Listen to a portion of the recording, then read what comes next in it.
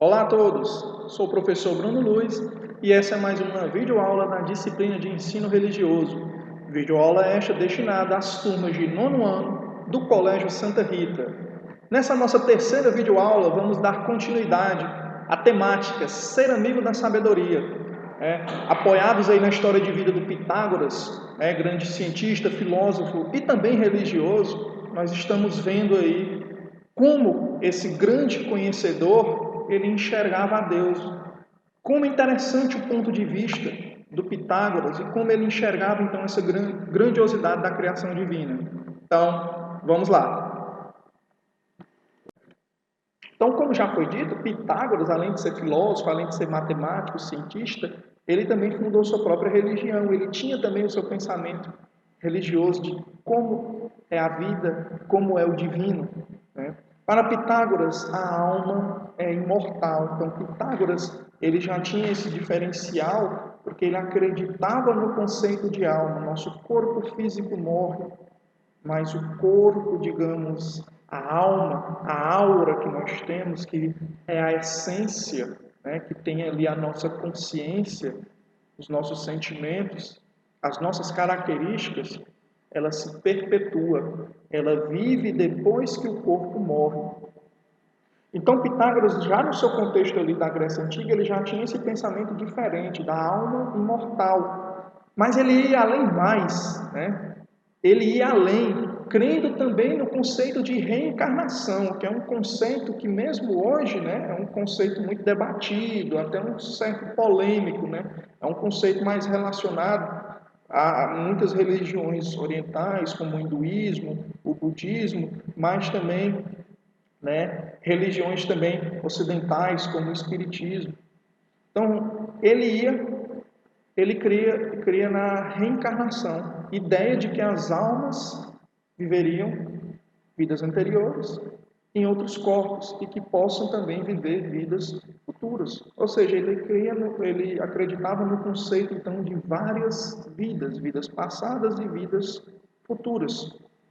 Pitágoras e os pitagóricos, que eram seus seguidores, né, lutavam por um mundo mais justo para todos. Ele educava seus discípulos para serem pessoas de bem. É algo que era muito bem-vindo não só na antiguidade, mas muito bem-vindo hoje também. Ensinar pessoas a quererem o bem, praticar o bem, serem pessoas de bem.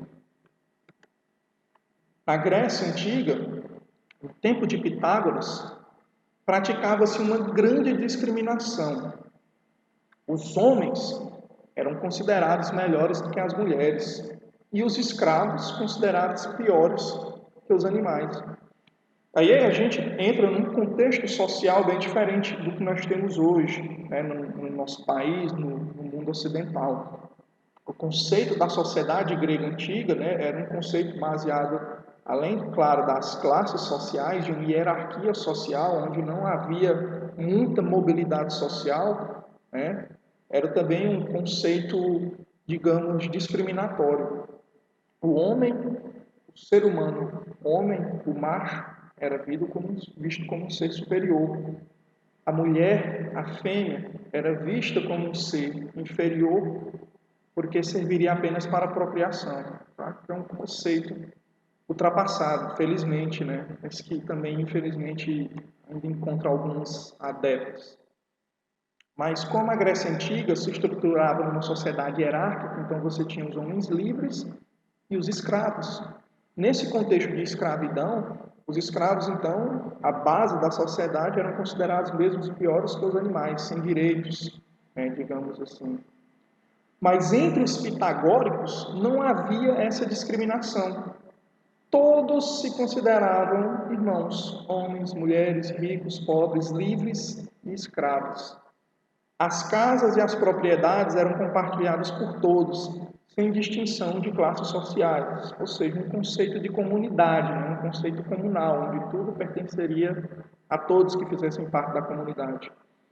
Eles acreditavam que qualquer um da comunidade poderia já ter sido rico ou pobre em uma vida passada, lembrando esse conceito de reencarnação que eles acreditavam.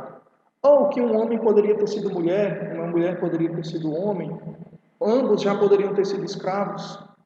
Então, se na visão deles existia várias vidas, a alma vivia várias vidas em corpos diferentes ao longo das gerações, se eu já poderia ter sido mulher numa vida passada, se eu já posso ter sido rico em outra vida, se eu já posso mesmo ter sido escravo em outra vida, por que nessa vida que eu tenho hoje, né, que eles tinham naquele momento, eu vou me cercar desses preconceitos, né, de eu ser mais importante do que o outro por meu nascimento, por minha família? Então eles quebravam, rompiam com esse elo aí discriminatório e segregatório da sociedade grega e viviam essa vida, digamos, mais comunal. Pitágoras ele afirmava que o universo apresentava uma ordem, uma harmonia, uma beleza e uma inteligência divina.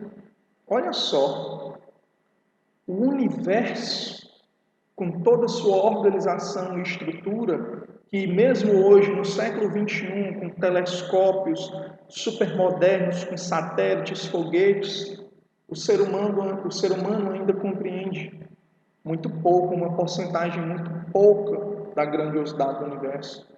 Constantemente, né, todo ano, se descobrem novos planetas cada vez mais longe, estrelas, sóis, galáxias. Então a gente ainda está conhecendo toda essa grandiosidade do universo. Pitágoras ele dizia então que esse universo apresenta uma ordem, uma harmonia.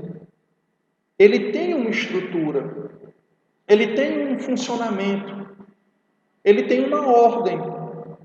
E isso vem do divino. Vem muito além da compreensão humana. Esse pensamento de Pitágoras, de 2.500 anos atrás, é um pensamento que é propagado mesmo hoje por muitos cientistas. Muitos cientistas dizem que a organização do universo não tem como ser ao acaso. Planetas, estrelas, cometas, buracos negros, galáxias, uma vastidão infinita, mas que tem ordem, que tem estrutura, que não é ao acaso, que não é aleatório a estrutura do universo. E quem poderia ter feito toda essa ordem, toda essa estrutura para o universo? Deus, o divino. E olha só, o que Pitágoras dizia há 2.500 anos atrás, muitos cientistas dizem isso hoje. Essa ordem divina do universo, essa harmonização que traz para o universo. Então, todos os planetas seriam de origem divina, teriam forma esférica. Olha só, Pitágoras já há 2.500 anos já falava da esfericidade, aí, não só do planeta Terra, mas dos demais planetas, viu? Estariam em constante movimento planetário, girando suspensos no ar, a força gravitacional, né? Conceitos que na época ele não tinha como comprovar, mas ao passar dos séculos a ciência prova, né? Gravidade, a gravitação, o movimento, né? Dos planetas ao redor do Sol. Ele dizia que os movimentos constituídos dos planetas produziam uma espécie de música celeste. E para ele, os planetas precisavam girar cada um em uma velocidade diferente. Olha só o que Pitágoras dizia: cada planeta girava numa velocidade diferente e por isso produzia uma música diferente, digamos assim. E hoje a gente sabe que, devido, por exemplo, se falando do nosso sistema solar, devido ao posicionamento de cada planeta em relação ao Sol, cada um tem uma velocidade diferente, se movimenta, tem um tempo diferente. Né? Olha como Pitágoras já estava certo há 2.500 anos atrás. Então nós temos aí os planetas que compõem nosso sistema solar. Quem deu movimento, organização, quem deu origem a tudo, o divino, Deus, né? Que traz harmonia, que traz ordem, que traz organização para o universo. Então, muitas pessoas no decorrer dos tempos, ao contemplar as estrelas, o espaço ou as belezas do nosso planeta, sentiram a presença de Deus, tanto na natureza quanto na grandiosidade do universo. Aí já muitos séculos depois de Pitágoras, né, lá no século XVIII, o poeta alemão Friedrich Schiller, desculpem meu alemão, escreveu um belo poema sobre isso, chamado Ode à Alegria. Um poema, então, que trazia, digamos assim, essa compreensão da grandiosidade de Deus e do universo. Alguns anos depois, começo do século XIX, Beethoven, um dos maiores nomes da música de todos os tempos, expressou beleza, a harmonia numa linda composição, utilizando a letra do poema de Schiller, a famosa Nona Sinfonia de Beethoven. E aí eu peço para vocês, ou no YouTube, ou em algum aplicativo de música, pesquisem, ouçam a Nona Sinfonia de Beethoven, uma música maravilhosa, uma composição, a letra do Friedrich Schiller com a musicalidade do Beethoven. Eu trouxe um trechinho, um pedacinho do poema do Schiller, que foi colocado então na Nona Sinfonia do Beethoven, mas aí eu peço para vocês novamente que escutem, vejam um vídeo, associem a música que está tocando com a letra, Mas esse trechinho aqui do poema e música, Ode à Alegria, diz, Abracem-se, filhões, enviem este beijo para todo mundo. Irmãos, além do céu estrelado, mora um Pai amado. Milhões, vocês estão ajoelhados diante dele? Mundo, você percebe seu Criador? Procure-o o mais acima do céu estrelado, sobre as estrelas onde ele mora. E aí a imagem do Beethoven, do compositor. Olha que interessante esse trecho do poema do Friedrich, que virou a Nona Sinfonia do Beethoven. Podemos ver aí que o pensamento deles era parecido com o pensamento de Pitágoras. Deus além das estrelas, um Deus, o divino no universo, na vastidão do universo, na grandiosidade da criação. Então, fica aqui uma proposta de atividade para vocês. Uma única pergunta. Vocês podem até pensar, mas uma única pergunta. Essa pergunta, embora pareça bem simples, e ela é simples, ela traz uma resposta muito grandiosa, muito engrandecedora. Reflitam bastante para trazerem essa resposta. Então, a gente viu ao longo aí do nosso conteúdo, da nossa temática, que Pitágoras enxergava Deus nas maravilhas do universo, na natureza, no movimento dos planetas e na música que esses planetas produziam. E você? Onde, como ou quando percebe a presença de Deus?